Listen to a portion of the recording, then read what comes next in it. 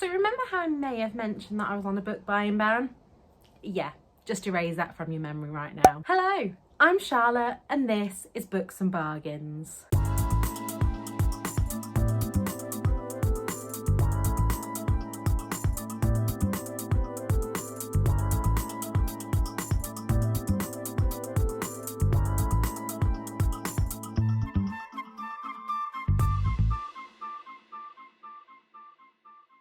Today I'm coming to you with my October book haul and erase the fact that I said I was on a book buying ban from your memories. Life has been hard this month. How do I deal with it?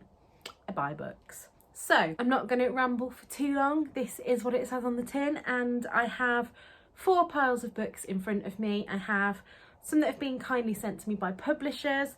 I have a couple that were kindly sent to me by a viewer, some that I bought myself full price, and some others that I bought from charity shops. So let's go in first with the books that I was sent. So all of these books have been sent to me from publishers in exchange for an honest review or blog tour, but I had no I'm not paid to talk about them here, but I do anyway. And the first of these was sent to me by Mills and Boon, and this is How the Wallflower Was Won by Eva Lee. Now, if you're new to my channel, you might not know this, but I am a massive romance reader, but I have never read any kind of historical romance. I know that Leanne recommended that I read one of the Tessa Dare ones, and I haven't got round to it. So when Mills and Boon asked me if I wanted to read this, I thought, yes, please. And I think I'm going to save this one to do a reading vlog of reading my very first historical romance. And then the lovely people at Macmillan sent me The Sunbearer Trials by Aidan Thomas. Now, Aidan Thomas seems to be famous for Cemetery Boys, which I haven't read. This is a fantasy, which I think has been compared to The Hunger Games, but make it queer. Now, I have never read The Hunger Games either. I do have copies on my shelves, but just look how gorgeous that book looks. So it says, Teo, the 17-year-old trans son of the goddess of birds, isn't worried. As a jade, it's unlikely he'll be chosen to compete in the trials, and even if his best friend Nia competes, she's a born and bred gold Semidios with unparalleled abilities. So I'm really looking forward to picking that one up. I was then sent Legends and Lattes by the lovely people over at Book Break, and this is one of those books that, again, is out of my comfort zone because it's quite a high fantasy, but I have seen nothing but good reviews on this one. Apparently this is really, really cozy, and I hope I'm going to get to that soon. And the last one that I was sent this month from Piatkus, am I even saying that right? And this is Two Wrongs Make a Right by Chloe Lees.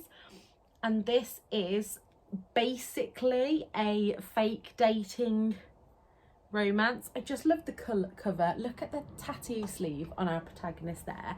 Tilly from Bookish Spoony gave this a 5-star, and from looking on her Instagram, she doesn't often give books a 5-star, so I'm really, really excited to read that. You know, it's fake dating, which is possibly my favourite trope, so I'm gonna enjoy that. I don't know how steamy this one is, so again, I am planning to read all of these in November. I was then sent 2 books by the lovely Jo, who watches all my videos and is such a fantastic fan. These came through on a day that I was feeling particularly low, and yeah, thanks Jo, it really cheered me up. So the first she sent me is Heidi Swain's The Cherry Tree Cafe. I have already read this one, I already loved it, but I think my copy got lost in the move, so this will be going on my Heidi Swain shelf up here. And also she sent me The Haunting Season, Ghostly Tales for Long Winter's Nights, and I was hoping to have read this in October, but October just flew away from me, so hopefully I will read that soon. So on to the books that I bought myself now, and the first of these I bought, I would say mainly from, actually I think all from Amazon, which it is what it is. We're not going to go into the politics of that right now.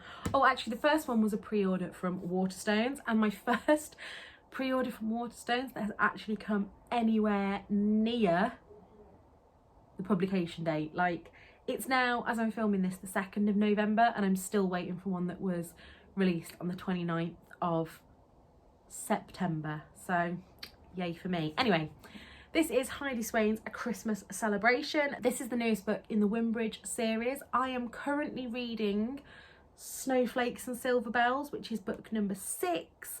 This is book number 9.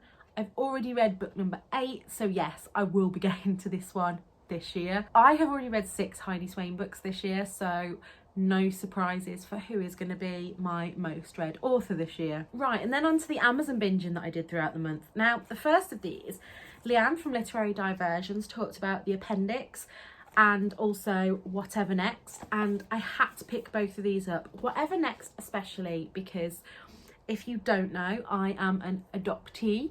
I was adopted at 6 weeks old, and having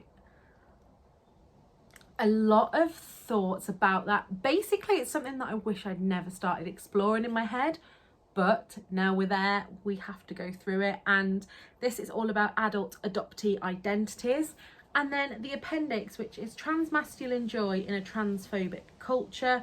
These are from 404 Inklings, and yeah, both are very short but very powerful reads, I've heard. I did start trying to read this one and just wasn't in the right headspace, so hopefully I'll get to that soon. And then a book that I hope lives up to the hype. I have seen it everywhere, and that is The Dead Romantics by Ashley Poston. Amazon told me that this was £3 and I bought it. That is all I can really say about it. I don't know much about it. I think that's the boys getting fed. I think that this is a kind of ghost story, and I also believe that this is Ashley Poston's first adult book. Might be wrong there. Then another book that I bought myself is The Lock-In by Phoebe Luckhurst. I believe that I sent this to Victoria, and Victoria's not a romance reader, and yet she enjoyed it. So again, when I saw this on offer, I thought, why not? I will pick it up. Then, do you remember me saying that I'm not allowed to buy any more Christmas books this year? I applied to be on a read-along with Tandem for this one and didn't get accepted, so I went and bought it myself anyway, and that is Jenny Colgan's The Christmas Bookshop. I believe that this is a standalone. I'm not sure, I need to double check that, but yeah, I think it is. And this is Mrs. McCready's bookshop, and it needs saving. And then the last one that I bought, I did buy this expecting to read it on Sunday and Monday. I had planned to have a whole day in on Sunday just reading this one, and then life happened, and yeah, so I didn't get round to it. And that is The Other Ones by Fran Hart. This has been described as Gilmore Girls and cozy and lovely, and everybody raved about it, but unfortunately I didn't get to it, so I'm gonna put it away for next October. And then on to the biggest stack, which is my charity shop books. The one that broke the ban was this one. This is The 7 Ages of Death by Dr. Richard Shepherd. I read and loved Unnatural Causes sometime last year or the year before, and when I saw this for £1 in the Age UK shop, wasn't gonna put it down, was I? Tom is also going to read this one. I have already read this one, and you'll have to wait till my October wrap up to see what I thought about it. But spoiler alert, I really enjoyed it. I then picked up Mel Wells Is Hungry for More. I think that I enjoyed The Goddess Revolution a few years ago, and it's one that I want to reread. And it's no secret that I have issues with food, and intuitive eating and things don't come naturally to me. I've been on a little bit of a downer with my body recently, so I wanted to get this one and give it a read. Now, this is a complete cover buy. I already have the two later books in this series, and this is book number 1, so I can actually read the series now, and that is Model Undercover, A Crime of Fashion by Karina Axelson. This is YA, and I said recently that I'm moving away from YA, but I'm not. I am totally back on the YA hype, and yeah, want to read this. For 20p, I then picked up One by One for Ruth Ware. This was in the Redgate Animal Shop, where all their books are 20p. I have this on Kindle and haven't picked it up, and I've been a bit hit and miss with Ruth Ware. I really enjoyed The Turn of the Key. I really didn't enjoy The Woman in Cabin 10. So Ruth Ware is one of those authors that is kind of, I'm not sure. I have, what's the other book that I have of hers? I have In a Dark, Dark Wood to read, and now I have this. But if neither of these speak to me, I think it'll be goodbye Ruth Ware from me. And then from the Age UK bookshop, I picked up Joanna Cannon's Breaking and Mending.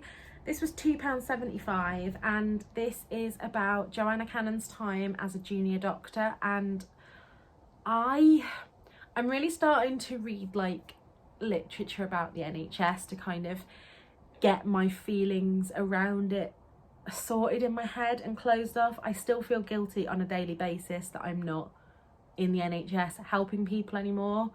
But yeah, that's for another video. And then last but not least, I picked up a few books in the British Heart Foundation. British Heart Foundation can be really hit or miss for me because I sometimes think a lot of their books are overpriced. But for £2, I picked up How to Raise a Loaf and Fall in Love with Sourdough, which literally the day before I had been talking to Tom about how I wanted to start baking my own sourdough because I just love it. And I always love when you find other people's recipes and notes, and yeah, I have a lot of that in here. A simple sourdough baguette recipe, and what's this one? How to keep your organic sourdough starter healthy. So that's that one. This is where I'm judging myself, so feel free to judge. I picked up another Jenny Colgan Christmas. This is Christmas at the Island Hotel. Now I know that I can't read this one until I've read 3 other books in the series, but for £1 that was coming home with me. Then also for £1 I picked up My Pear-Shaped Life by Carmel Harrington. I am sure that this has been mentioned by somebody that I watch on BookTube or Bookstagram, because when I saw it, there was something in my head that was like, Charlotte, you need to read that book. And it says Greta Gale is the life and soul of the party, funny, confident and carefree, at least that's how it appears. Beneath her bold personality and big smile, Greta feels like she never truly belonged, but keeping up the act isn't as easy as it looks. And she's hiding a secret from her family and friends. As her world starts to crumble around her, can Greta learn to be kinder to herself so that she can accept who she is? And that has got this gorgeous cover. I don't even think that's been read. There's not a single crack in the spine. So that came home with me. And last but not least, I picked up Leap Year by Helen Russell. Now, I listened to The Year of Living Danishly a couple of years ago and really enjoyed the author's style. And this is kind of a self-help book about making big decisions, being more resilient, and change your life for good, which, Lord knows, I need right now. So that's it. That is all the books that I hold in October. I was going to go through the NetGalley approvals that I got as well, but I got 12 and yeah, just need to let that sink in a little bit.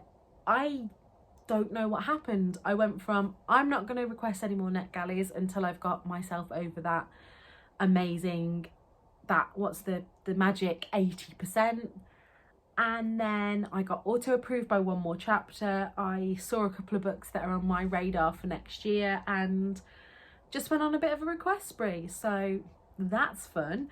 I am going to start a project in the new year to get my TBR on a diet, I think.